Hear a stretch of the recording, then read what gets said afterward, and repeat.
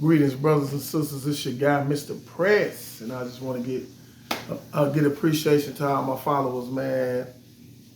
Thank God for waking us up this morning, and I'm gonna get straight to it. Once again, I want to chop it up about real positivity, real brothers doing real work. I'm gonna cover a lot of different great brothers that I learned from.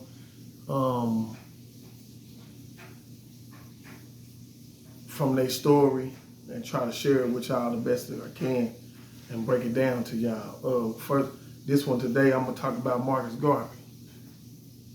I get excited when I talk about Marcus Garvey because Marcus Garvey was the realest brother that I done ever read about outside of Nat Turner.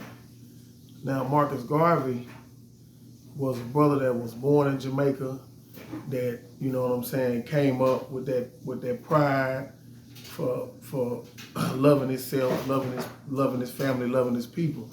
And Marcus Garvey decided to go on a voyage to come to America. And when he got to America in the 1900s, early 1900s, he discovered, you know what I'm saying, the NAACP. At the time, I'm not talking about present day NAACP. I don't know what they got going on. I'm just going off of what Marcus Garvey said in his book. Now, he said the NAACP was bogus as hell. He said that the NAACP was trying to, it wasn't, when he went into the office, it wasn't nothing but mixed breeds and white people working in the NAACP, and the leader of the NAACP was W.E.B. Du Bois. And W.E.B. Du Bois was trying to usher in what he considered the new acceptable blacks for whites, which was fair-skinned brothers. So they didn't really have no dark-skinned people working inside of NAACP in the early 1900s. So Marcus Garvey got into it with W.E.B. Du Bois, like how he was putting his program down, excluding darker-hued black people in the struggle. And then he seen it was a sham because they really wasn't trying to get no real progress. It was just a facade. And so the Marcus Garvey set out to create his own organization called the UNIA. I think it was called the Universal Negro Improvement Association. Marcus Garvey was a monster. He taught his people that we don't need no outside people for nothing. See, we the greatest people in the world. We responsible for every great invention. We responsible for time. We responsible for everything that you can think of. We responsible for it. And the condition of the black man and woman in America, coming from slavery, they tried to take all of that. They tried to deprogram us. They tried to make the first last. We was blank sheets of paper after the originals passed away, and those traditions got lost with us getting shipped here and there and things like that, losing the native tongue, losing our religious ritual practices, losing our heritage in essence. But we have a unbelievable energy where we can recreate, you know what I'm saying? And we have done that in America, even though sometimes it's distorted or shaky and all of that, but we did recreate. So Marcus Garvey was like, shit, man, to solve the problem of the conditions of black people, excuse me, black people in America, Marcus Garvey was like, shit, he could devise the plan. He hollered at some African OGs.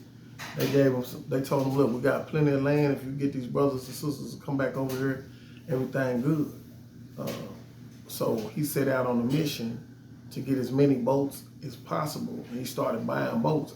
I wish I had that book I could show y'all, but it's documented history. So this man set out on a plan. Boom. He in New York doing parades, he doing fundraisers, he doing everything he can to get the money. So he ain't got the money. He buying boats. They got day set.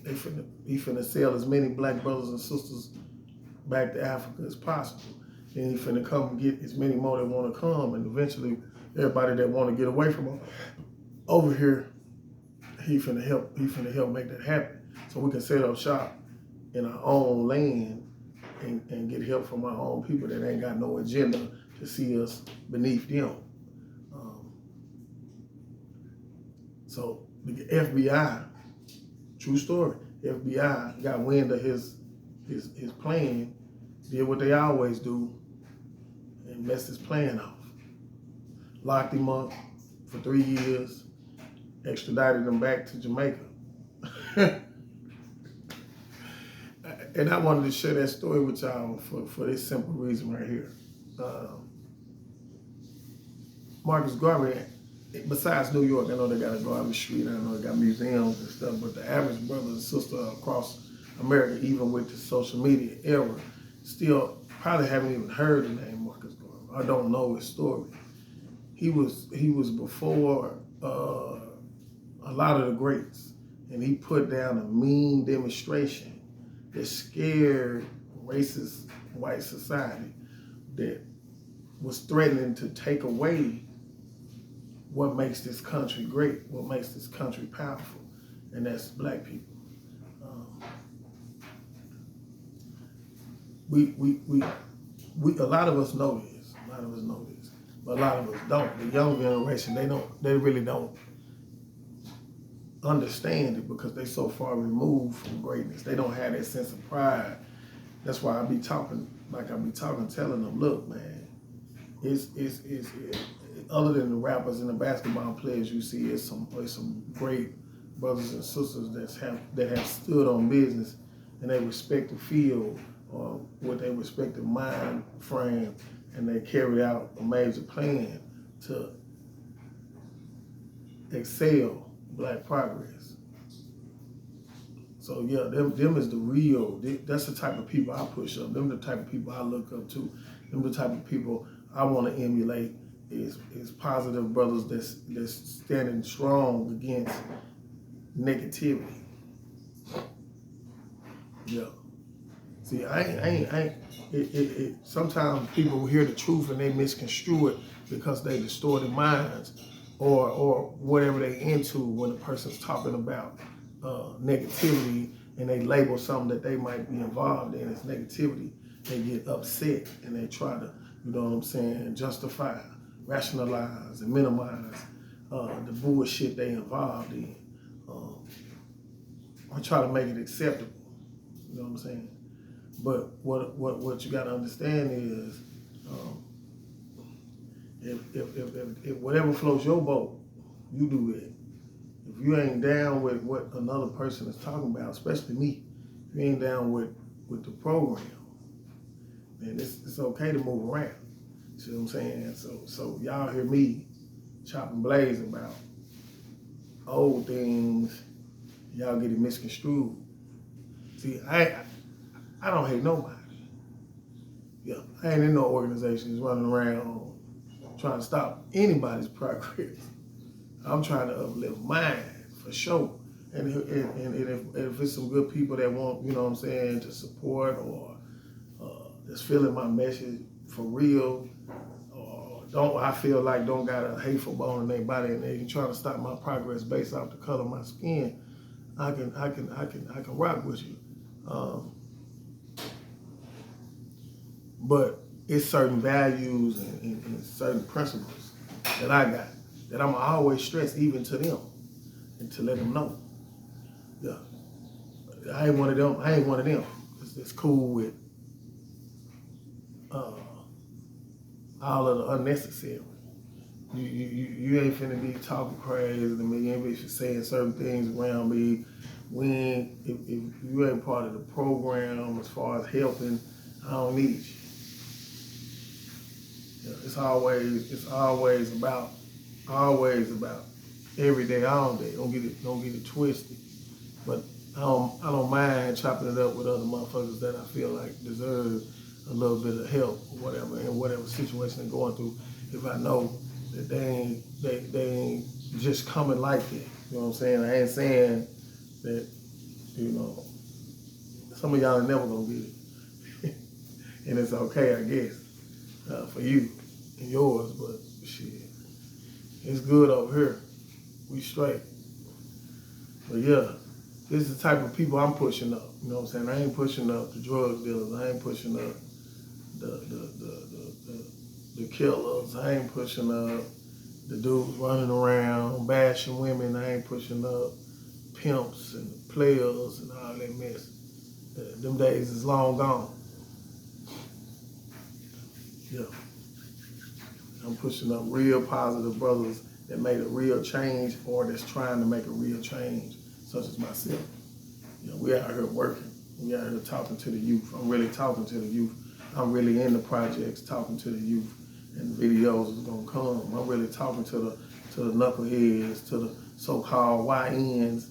I'm really out here rapping to them. I'm really connected to the system, chopping them down. Brother called me the other day.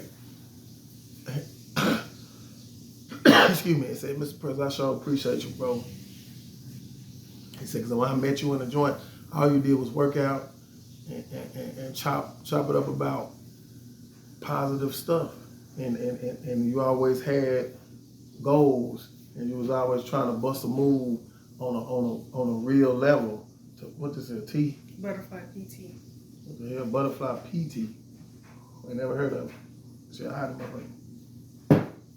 But yeah, that's what we need to be focusing on. If you're gonna be pumping people up, let's talk about X before the fallout with Elijah Muhammad. Let's talk about Muhammad Ali.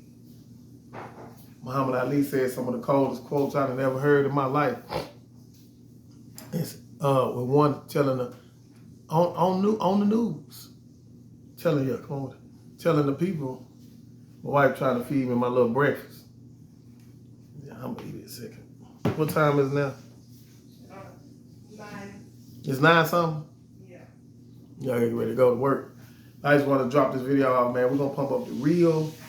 We ain't messing with the fake, man. Everybody trying to destroy our community, anybody that's causing division, anybody that's coming with negativity, man, we ain't rapping with them. We ain't pushing them up.